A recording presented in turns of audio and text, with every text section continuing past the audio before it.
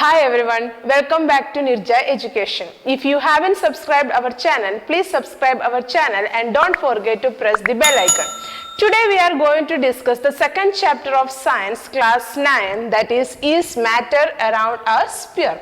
Already we have discussed the first part. In that we have discussed that the substances can be divided into two, pure and impure substances. The other name of impure substance is that mixture. Here we are going to discuss about the mixtures. The mixtures can be divided into two types, that is homogeneous mixture and heterogeneous mixture.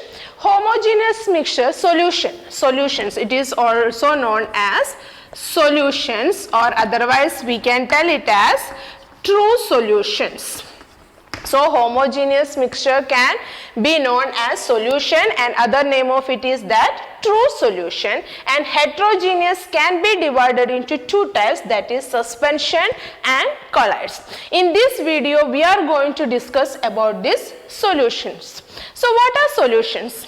What is coming to your mind when you are thinking about this word solutions? I know that you will imagine only about the liquid part only. It is not like that. In solutions you will have solid solutions also, gaseous solutions are also there. That we are going to discuss in detail now. Can you tell one example for solution? Yes, I am going to take sugar in water or salt in water. This is an example for solution. I am going to take sugar and water. That means you are getting sugar solution. So this is an example for solution. Here you will have two particles, two types of substances are there, that is sugar and water. This is homogeneous mixture. Why it is known as homogeneous mixture? Because the particles are distributed evenly in the solutions. You can't separate the different phases. You can see only single phase in this solution. That is why it is known as homogeneous mixture. In the case of solution, we have to discuss two terms, that is solute and solvent. Already you have learned about this solute and solvent. The solute means the substances that is in lesser amount in a solution, that is known as solute. Here what is the example? Here sugar. Sugar we are adding to water. We are taking water in large amount and sugar in lesser amount. So the substances that we are taking in lesser amount, that is known as solute. So here in sugar solution, sugar is the solute. Then what is solvent? Yes, the substances which is taking in large amount. What is here? That is water. So water is solvent here. I hope you have understood the difference between solute and solvent. The substance which is in lesser amount, that is solute, and substance which is in larger amount, that is known as solvent. When you mix solute and solvent, you are getting this solution. Solutions are, already I told you that it is also known as the true solutions, and the particles are evenly distributed in that one, and you can see only single phase in this solutions. But already I told you that you can have solid solution also and gaseous solutions also. That we will discuss next, what is solid solution and gaseous solutions. So solid solution means the solute and the solvent both will be a solid. That means solid in solid. Solute is also solid and solvent is also solid. Can you tell one example? Alloys are one most proper example for this solid solutions. Alloys. What are alloys? The mixture of two metals are known as alloys. Alloys means the mixture of two metals are known as alloys. One example I am going to take here, that is brass. Brass is a mixture of zinc and copper. Zinc is in 30% and copper in 70%. In brass you can see 30% zinc and 70% copper. So this is an example for solid solution. Zinc is in less amount and copper is here in large amount. That means this is the solute and we can consider copper as the solvent. So this is one of the example for solid solution. Next we are going to discuss about the gaseous solution. Gaseous solutions, you know that air is an example for gaseous solution. You know that air is a mixture of gases. You can't recognize different gases. You come in the mixture of gas, atmosphere, you can see gases everywhere. We can identify that this is carbon, this is oxygen, this is nitrogen, like that. So it is a mixture and it is an homogeneous mixture. The particles, the gaseous particles are evenly distributed there. So air is an example for gaseous solution. So that is all about the solid solutions and gaseous solutions. Here I am going to discuss one more example for solutions. This is an important one mark question also. What is tincture of iodine? This tincture of iodine is an example for solution. Here iodine, it is a solid and it is mixed with alcohol. It is liquid. That means solid in liquid. Here iodine is the solute and here alcohol is the solvent. So this is an example for solution. Tincture of iodine means iodine in alcohol. Iodine is the solute and alcohol is the solvent here. Then aerated drinks are also example for solution. Aerated drinks means in that one carbon dioxide is mixed with water, carbon dioxide and water. So this is one example for solution. Carbon dioxide is mixed with water, that is the aerated drinks. Next we are going to discuss about the properties of this solution. Now we are going to discuss the properties of solution. So already we have discussed that it is homogeneous mixture. Solution is a homogeneous mixture. What is homogeneous mixture? That means the particles are evenly distributed in the solution. That is meant by homogeneous. The second one is the particles are smaller than 1 nanometer. The particle size is very small so that we can't see it with the naked eye. You know that when you are dissolving sugar in water, after sometimes it will dissolve in that water and you can't separate that sugar from that water. That means you can't see it with the naked eye. The reason is that the particle size is very small. That means less than 1 nanometer. The third point is that no scattering of light is occurring. Already we have discussed in second point that the particle size is very small. That is why the scattering of light is not occurring in the case of solution. But when we are discussing about the suspension and colloidal, the particle size are bigger and scattering of the light rays are occurring. That we will see in the next video. The last point is that solute particles can't be separated. The solute particles can't be separated from the solvent by filtration or the decantation, like that method. We can't separate the solute particles from the solvent when you are taking the suspension. Example is sand in water. After sometimes you can see that the sand will settle at the bottom of the water. Like this way you can separate the sand and water in that suspension. But in the case of solution, you can't do that physical method to separate the solute and solvent. So these are the properties of these solutions. Next we are going to discuss the topic concentration of a solution.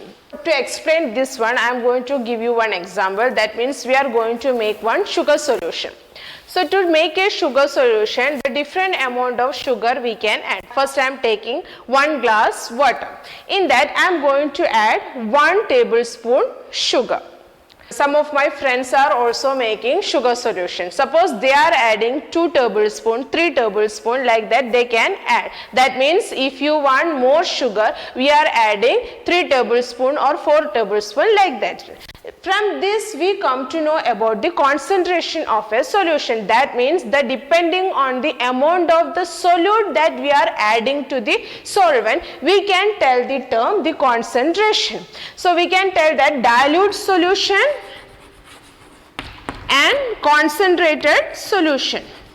Concentrated solutions means the amount of solute will be more in concentrated solution. Dilute means the amount of solute will be less in the case of dilute solution. That is the difference between this dilute solution and the concentrated solution. That means how much amount of solute you are adding. Depending upon that, you can tell the concentration of a solution. That can be dilute or concentrated. One more term is that is saturated solution.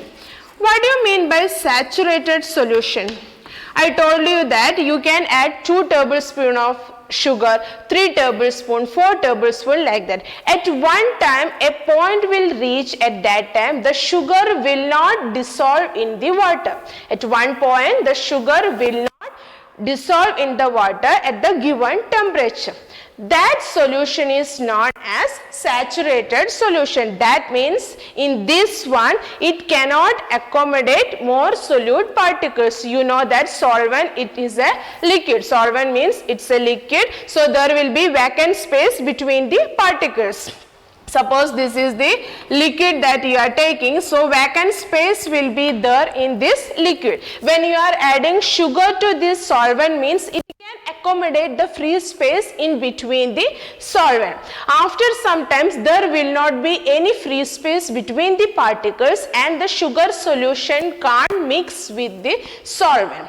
So that solution, at that time that solution is known as saturated solution at given temperature.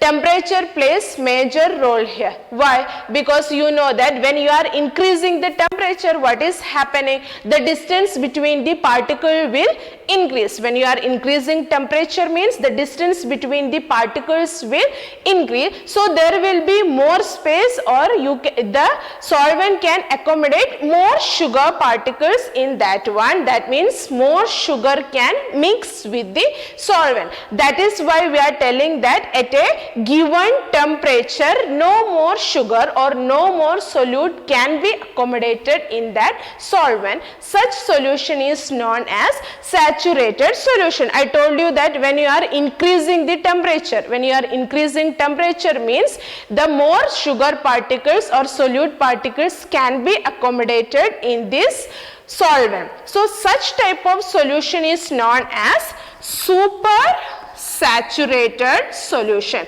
That solution is known as super saturated, above saturation level. So that is known as super saturated solution. Increasing temperature means you are getting super saturated solutions.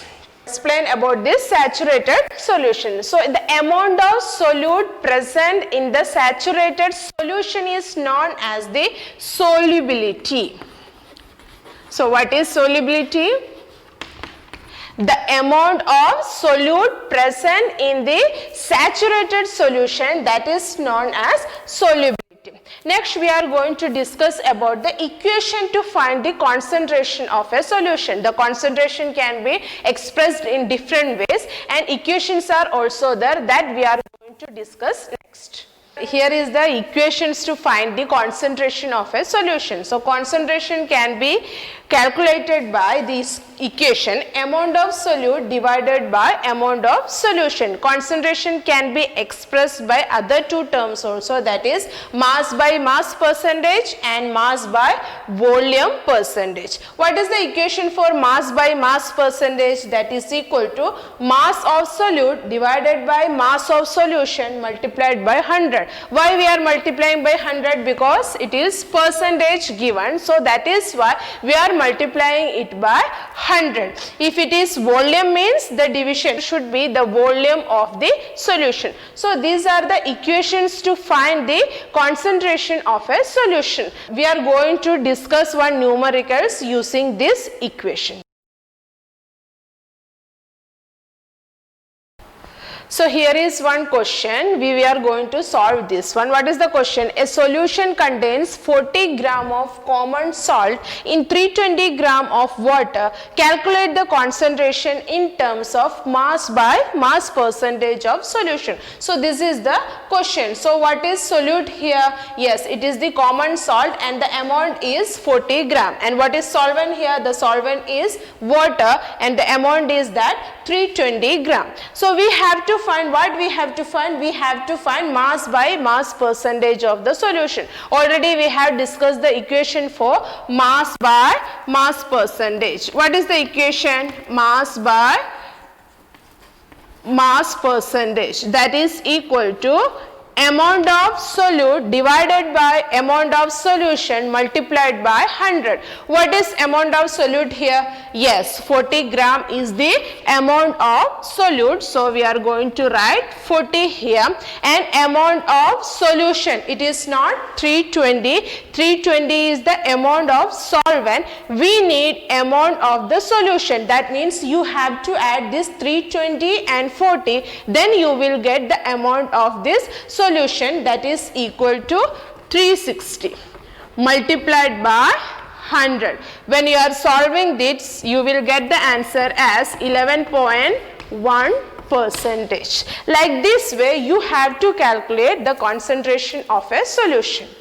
I hope you have understood about the solution that I have explained in this video. Thank you all and have a nice day.